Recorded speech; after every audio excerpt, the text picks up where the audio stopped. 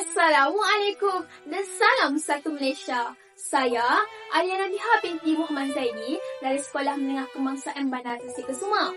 Saya ingin berkongsi tentang sebuah karya yang bukan sekadar buku biasa, tetapi sebuah kisah inspirasi yang mengubah pandangan saya tentang perjuangan dan kejayaan.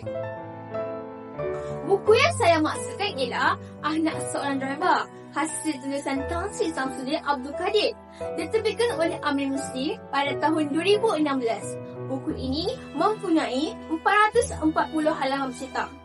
Buku ini mengangkat perjalanan hidup seorang anak pemandu yang melalui berbagai kesukaran tetapi berusaha untuk mengubah nasibnya.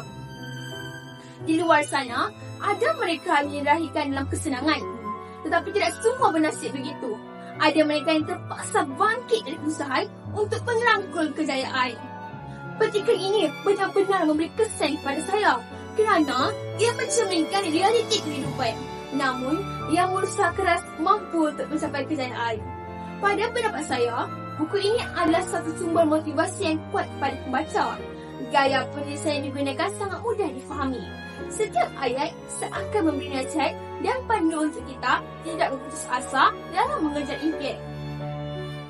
Kisah realiti yang menggugah perasaan bukan reka-reka. Ia adalah kisah sebenar tentang keberanian seseorang untuk menentang ketidakpastian hidupnya. Ini membuktikan bahawa kerja keras lebih penting daripada asal seseorang.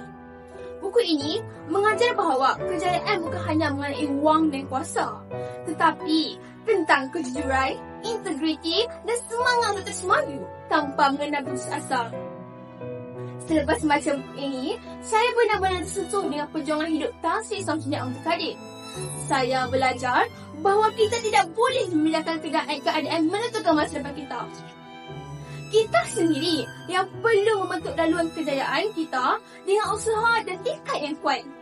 Kesimpulannya, Anak Seorang Driver bukankah sekadar kisah kejayaan seorang individu. Ia adalah kisah mereka yang berani berjuang untuk mencapai kejayaan. Sebagai seorang pelajar, saya amat menghargai mesej yang disampaikan dalam buku ini.